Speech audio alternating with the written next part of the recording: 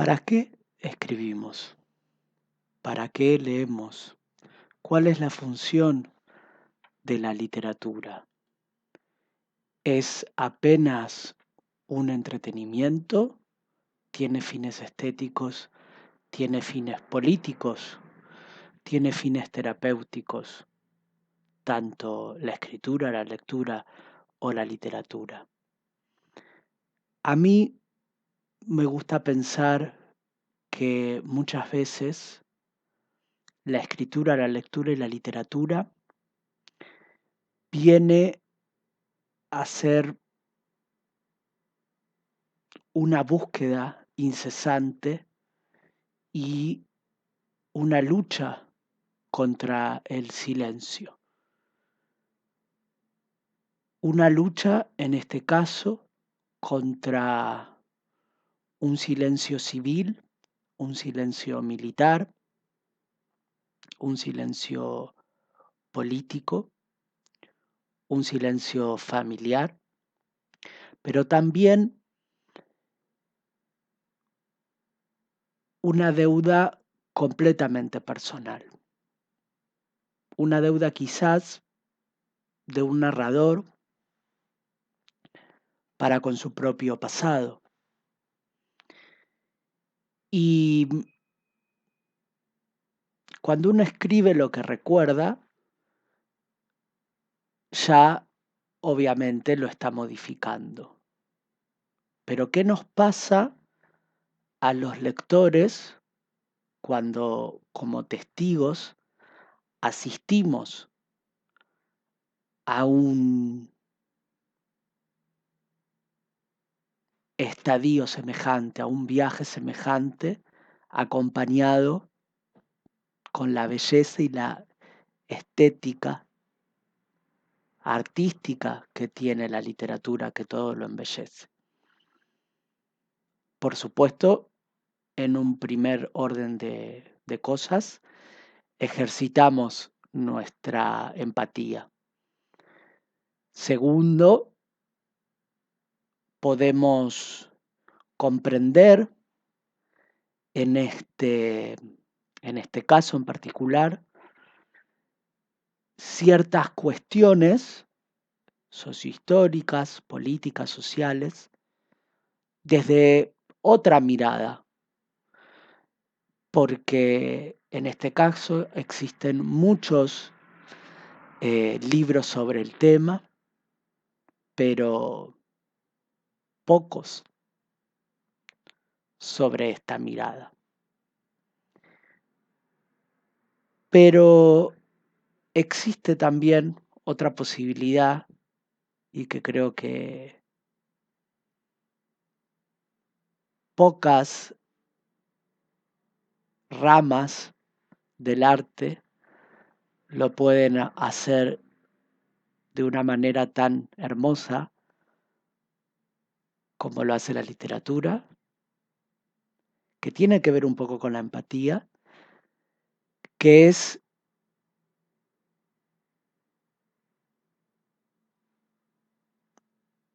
mediante el exorcismo emocional de un otro,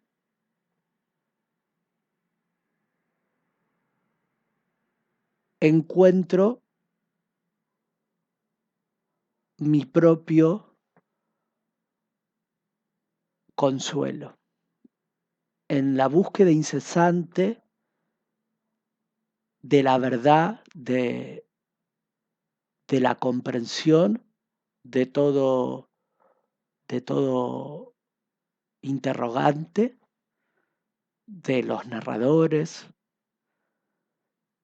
en toda búsqueda de cada autor por sus propias respuestas, porque creo que los autores constantemente escriben para comprenderse.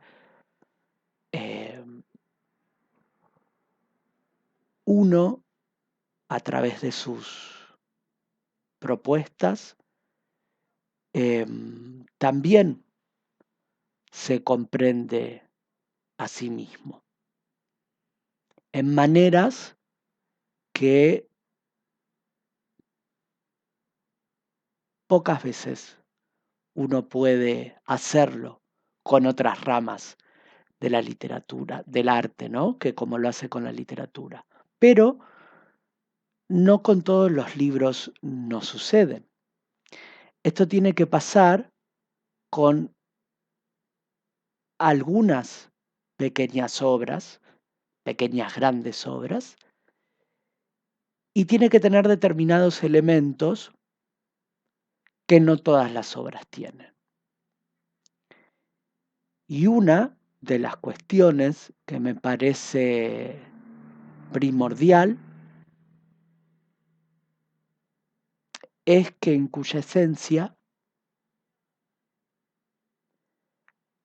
la novela, en este caso, tenga verdad. Y cuando digo esto, no me refiero ni a una cuestión de marketing, ni a una cuestión biográfica, ni a algo que podamos adjudicar a una cuestión de coaching que está muy de moda en nuestra hermosa modernidad, posmodernidad líquida, sino ni más ni menos que a un encuentro de humanidades donde mientras uno desnuda almas, desnuda espíritus y justamente ejercita empatías, firma contratos entre el lector y autor, entre la obra y lo que nos está proponiendo, y uno encuentra y realiza conexiones intensas y muy específicas con la historia. Comprende porque ha vivido algunas cosas similares y comprende no porque no ha vivido cosas similares, pero en la búsqueda ha encontrado respuestas, no porque las buscara, pero porque en la vivencia de los personajes se responden cuestiones que tienen que ver con la condición humana, que es el gran fin de la literatura, me parece. Hoy les voy a hablar de un libro que, si bien se instaura dentro de un marco asociado a un incidente de relevancia histórica para la historia argentina, habla de otras cuestiones que son sumamente importantes y que hace la novela mucho más importante que la cuestión histórica, que igual nos ofrece un contexto muy importante del que no podemos ignorar, pero me gustaría que quede sumamente claro que esta es una novela de iniciación donde el personaje principal es el que nos va a llevar de la mano junto con su contrapunto, con su personaje contrapunto masculino, por, podemos decir, una especie de viaje hacia lo que se llama conquistarse a uno mismo, con todo lo que eso implica. Esta es una novela que los va a sorprender y los va a emocionar y sobre todo les va a demostrar que muchas veces llegar a convertirse en lo que estamos destinados a ser es una construcción que nunca termina. Bienvenidos a la reseña de Cuando te vi caer, del escritor argentino Sebastián Basualdo.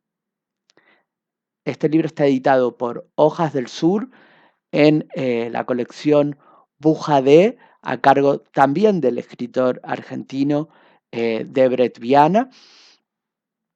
Esta novela a mí les quiero decir que me ha emocionado mucho.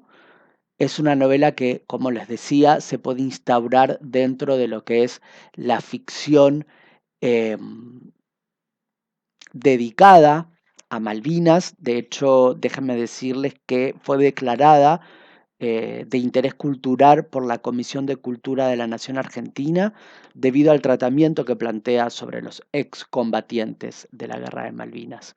Pero lo maravilloso de esta novela es leerla y saber que nos habla de muchas cosas más y también nos habla de Malvinas desde una visión que por lo menos yo no la vi en otras ficciones que tengan que ver con Malvinas, y si la encontré, no la encontré con esta profundidad, con este tratamiento y con esta relación con otros integrantes de la sociedad. Es una novela que, ahora luego voy a ir deteniéndome en estas cuestiones, es una novela que está muy bien escrita, es una novela que sorprende por lo ajustada que es su prosa y cómo sabe expandirse cuando tiene que hacerlo, cómo sabe volverse minimalista cuando tiene que hacerlo. En eso estamos frente a un escritor que domina sus recursos. A mí, en lo que tiene que ver, ¿no?, con la escritura, en ese sentido, me parecía que esta prosa era como un organismo vivo, acuático, como las aguas vivas, ¿no? Eh, y eso es sumamente importante también para lo que es la historia de esta novela que luego pasaré a comentarles. Por otro lado, ¿qué decir de los personajes? Que luego yo me voy a ir deteniendo en cada cosa que les voy diciendo. Los personajes son increíbles, increíbles, y aparte hay una cuestión de contrapuntos que hacen riquísimo el abanico de personajes. Están muy bien perfilados y, como les digo, lo que más me gustó es que hay un contrapunto constante entre los personajes, y eso también retrata muy bien lo que son las cuestiones y las dinámicas familiares, ¿no? A mí me gusta decir que nacer es el primer trauma y la familia es el segundo, ¿no? No existen las familias perfectas, todas las familias son disfuncionales. eh, Crecer en familia siempre es traumático. Durante mucho tiempo de nuestra vida tenemos que luchar contra los traumas que nos deja crecer en familia, independientemente de cómo esté compuesta. Y básicamente, aunque suene muy psicoanalítico, tenemos que matar a nuestra familia para poder realizarnos como personas. Em, y esto queda muy bien detallado en la novela. Esto, todo lo que estoy diciendo de estas cuestiones lo estoy diciendo de una manera simbólica, ¿no? Cuando les cuente bien el argumento van a entender.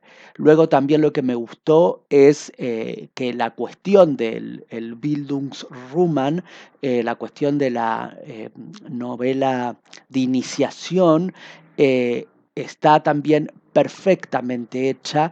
Es también novedosa en cuanto a lo que propone como novela de iniciación. eh, Ustedes no se imaginan para qué lado va a ir esta cuestión, y es una de las grandes sorpresas de esta novela. Eh, es realmente inesperado para dónde va cuando cuando la novela gira para esta cuestión, claro, uno dice tiene sentido, ¿no? Pero realmente uno, por más, ¿no?, que luego de la sorpresa nos parezca completamente lógico, igual no deja de sorprenderte. Así que eso es otro acierto de el escritor, ¿no?, del autor, de Sebastián. Por otro lado, el ritmo, ¿no es cierto?, de la novela es completamente frenético, a la vez de que igual uno lo lee con pausa, porque esto que yo les decía de la escritura, ¿no es cierto?, tiene una escritura que es completamente deliciosa, completamente amena, completamente sensible, ¿no?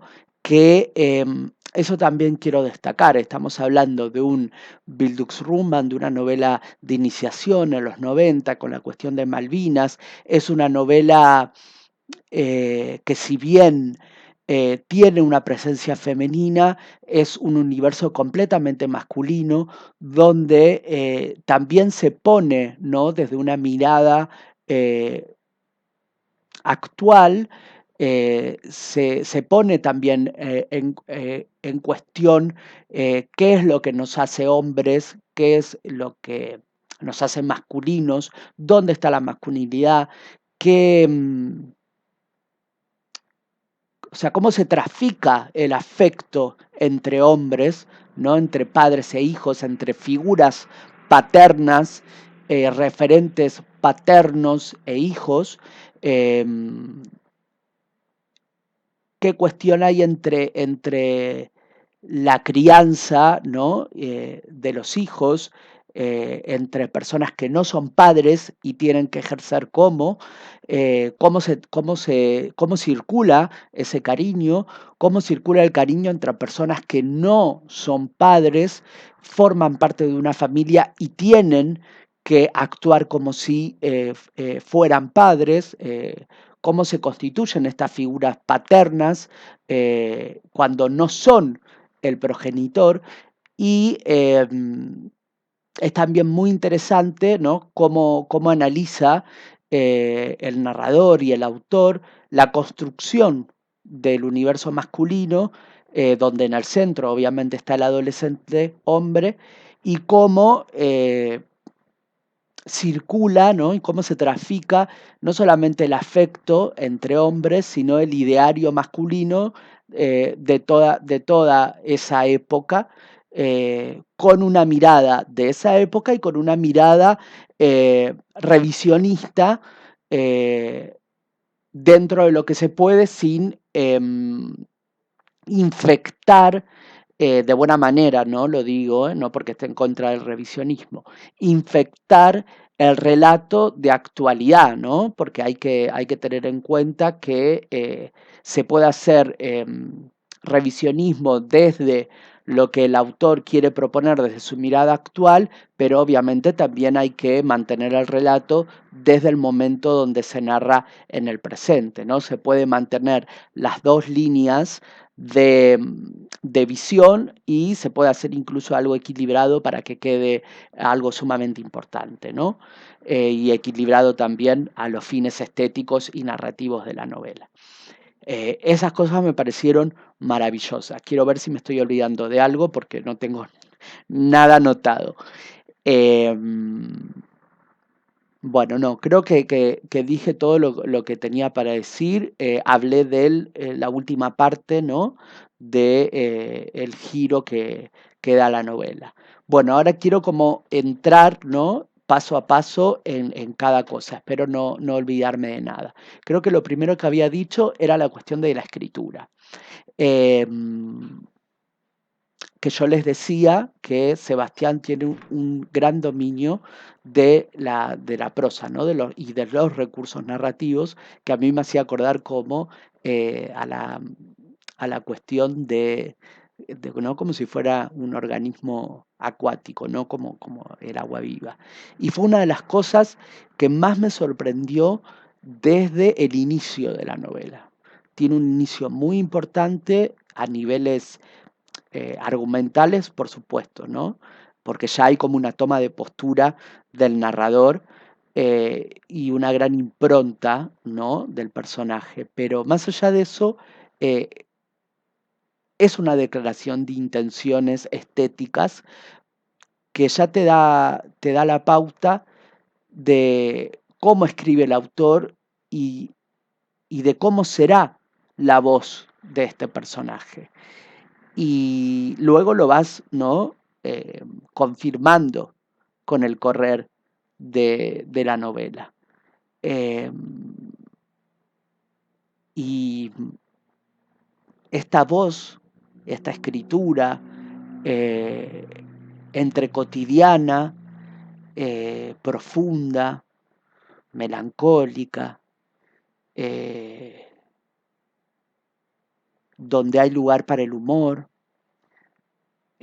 donde es vulnerable, donde hay mucho, mucho lugar para el afecto, para la necesidad constante de, de la búsqueda de amor, de ser querido, para la tristeza, ¿no?, para la ilusión.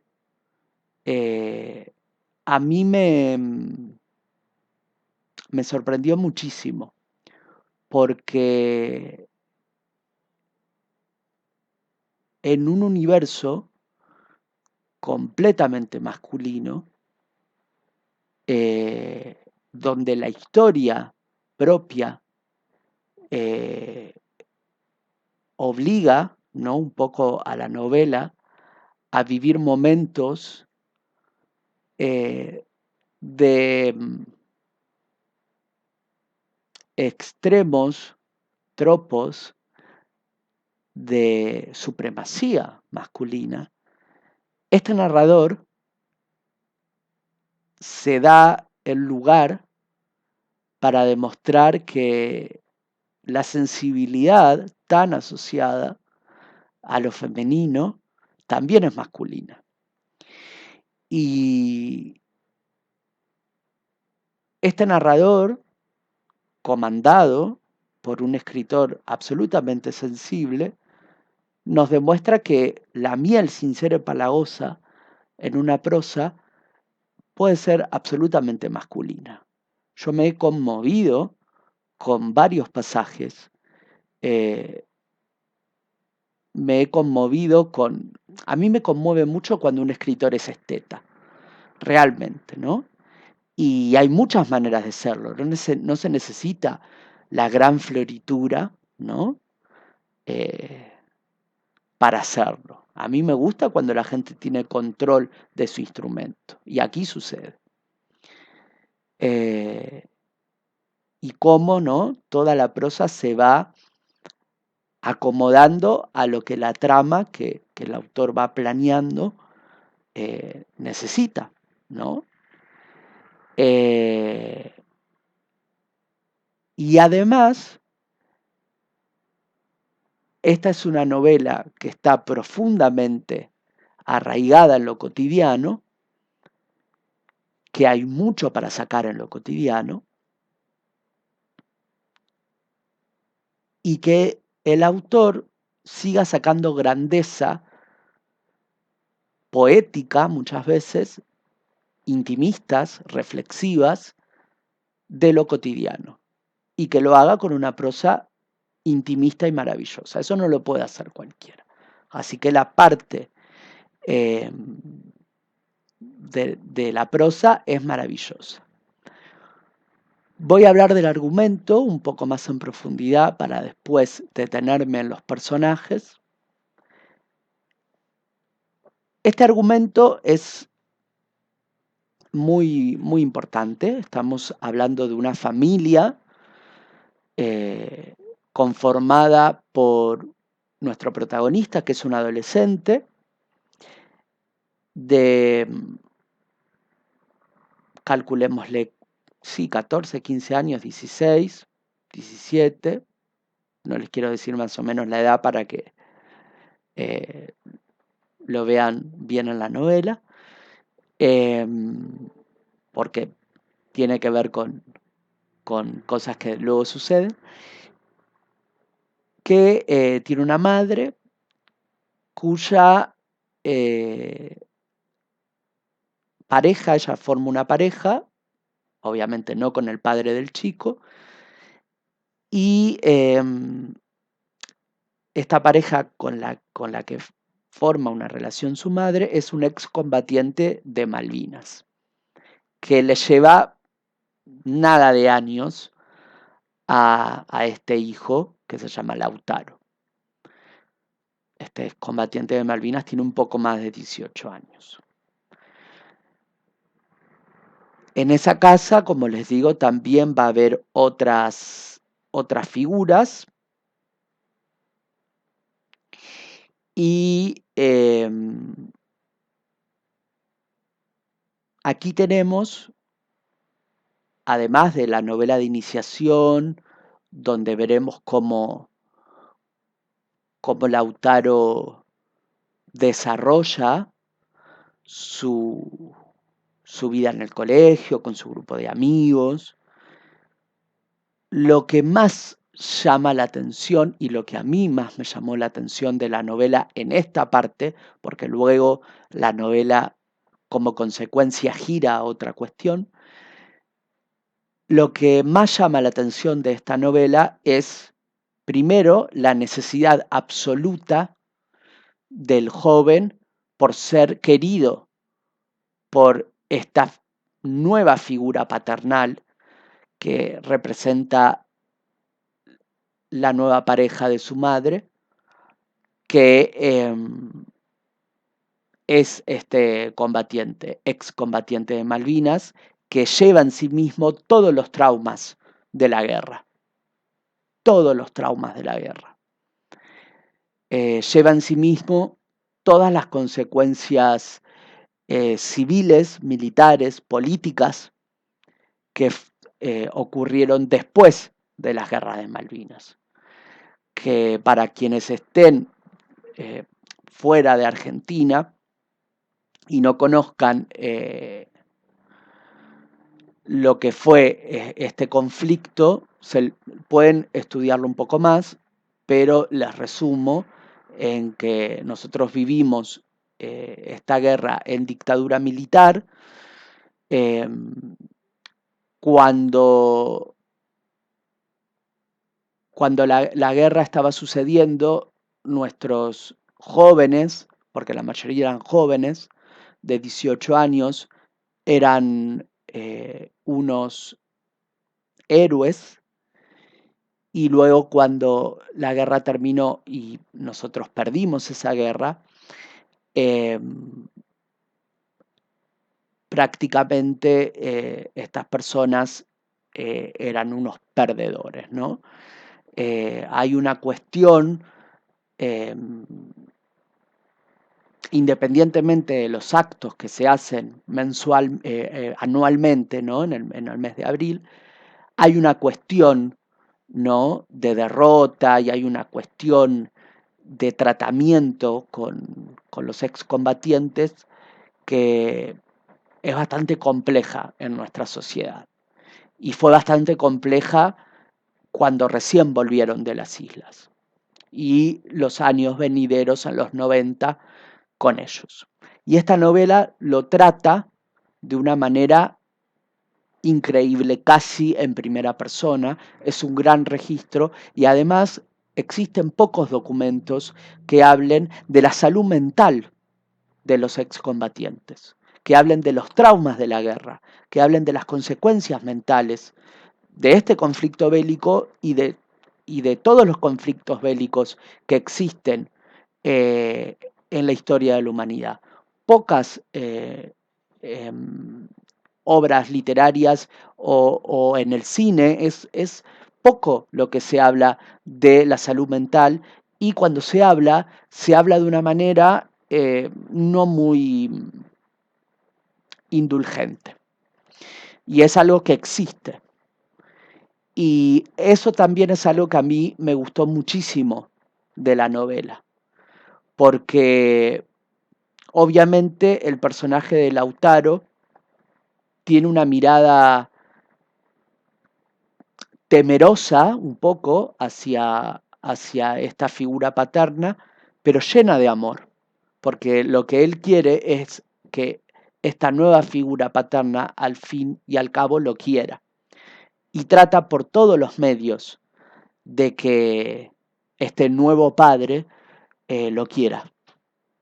Y eso también nos hace pensar a todos los que tuvimos figuras paternas ausentes o disfuncionales, eh, que nosotros no elegimos qué figura paterna querer o desear. Es algo como el primer amor. Y creo que el primer amor de, de todos los hombres y de todas las mujeres es algo que compartimos. Es nuestras figuras paternas. El primer amor de los hombres no es una chica o un chico en el caso de que seas homosexual. Es tu primera figura paterna. No hay caso. Y no elegimos como en el primer amor que tenemos después como compañero, como compañera afectiva, de quién nos enamoramos. Y esto es lo que le pasa a Lautaro. Y luego veremos si la pareja de su madre, este compañero, ¿no? Excombatiente de Malvinas, lo corresponde, no lo corresponde, de qué forma, y es uno de los vínculos más fuertes de esta novela y una de las cuestiones más importantes y una de las cuestiones que a mí más me impactaron de las novelas.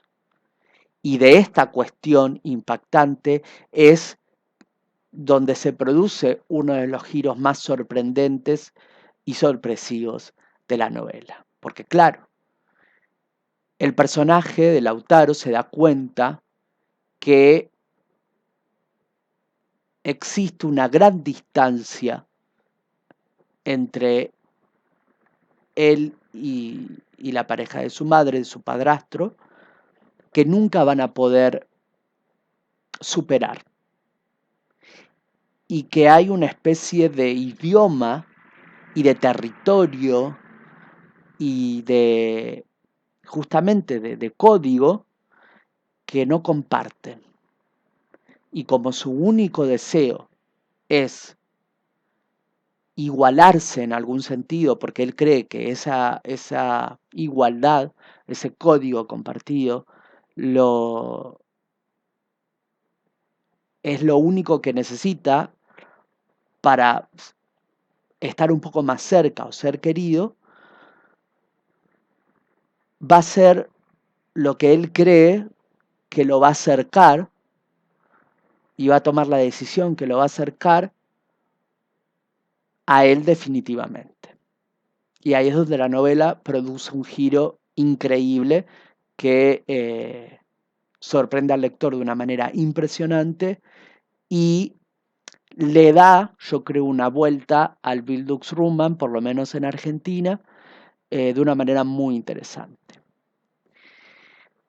Para mí, esta novela, como les digo, tiene que ser leída no solamente dentro de la ficción Malvinas, por todo esto que les conté, sino que tiene que ser leída dentro del contexto de la literatura argentina, tanto para los que habitamos este suelo como para todo el público que tengo de otros países, porque realmente es un texto, es una obra sumamente interesante. Como ven, no es una novela literaria al uso de las que se han publicado en nuestra narrativa nacional. Propone temas sumamente interesantes, tratamientos sumamente interesantes, con complejidades y con una escritura que saben que yo me fijo mucho en la escritura por sobre el argumento, una escritura maravillosa, pero hay que tener en cuenta que el argumento tiene mucha importancia, tiene mucho peso y la verdad que equilibra muchísimo la escritura que es magnífica con una historia que la verdad se las trae. Por otro lado, para finalizar, me parece que no es menor continuar, ¿no?, con la idea de para qué escribe un escritor y para qué leemos los lectores, ¿no? Y para qué existe la literatura. Como les dije al principio, eh, ¿no?, que uno por ahí lee para encontrarse, lee para mediante la empatía que genera quizás estos recorridos, ¿no?, que hacen los personajes que nos proponen los escritores. Uno, mediante la empatía, puede ir cuestionando cuestiones de su pasado, o iluminando, ¿no?, ciertas cuestiones del presente, aprovechando que también existen estos recursos estilísticos que tiene la literatura, que está hecho, ¿no?, con arte, y de paso experimentar, ¿no?, una sensación y un placer estético. Pero para finalizar, lo que quiero decir es que sin la necesidad imperiosa que tienen los escritores, ¿no?, sin ese hambre, sin esa pasión y sobre todo sin la valentía de tomar riesgos que tienen los escritores, estas historias no existirían.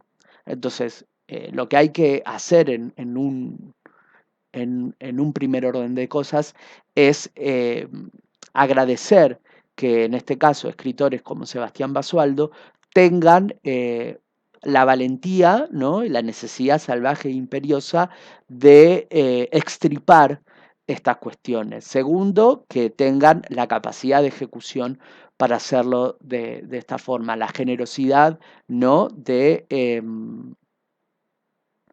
trabajar, ¿no?, con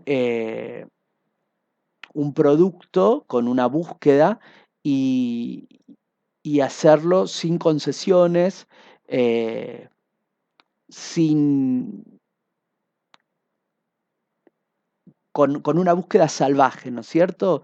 Eh, Porque si bien uno cuando recuerda quizás no lo hace de la misma forma en que lo vivió, por suerte, eh, también uno se da cuenta como lector cuando una novela está llena de emoción, de verdad, de sinceridad, por más que toda ficción adorna la vida, pero uno sabe cuando un escritor te escribe con, no solamente con, como yo les decía, con todo el dominio de sus recursos, pero uno sabe también cuando un escritor valora al lector, tiene al lector presente y lo respeta, y respeta el gran oficio de la literatura, y cuando un escritor te está escribiendo algo con el corazón en la mano. Y esas son las novelas, me parece, que están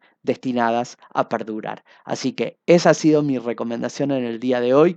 Cuando te vi caer, de Sebastián Basualdo, Literatura y Malvinas, desde una perspectiva que creo yo no va a ser muy fácil que encuentren en otro lado, así que por todo lo expuesto tienen que correr a leer este libro. Cuando te vi caer, de Sebastián Basualdo, uno de los placeres de este año, así que todos a leer esta maravilla. Gracias por haberme acompañado y recuerden qué tienen que hacer si les gustó este libro, además de leerlo. Tienen que compartir esta reseña en todas sus redes sociales para que muchas más personas puedan encontrar este libro como destino literario y así esta obra puede llegar a todos los lectores que se merece. Muchas gracias y nos vemos en otra reseña.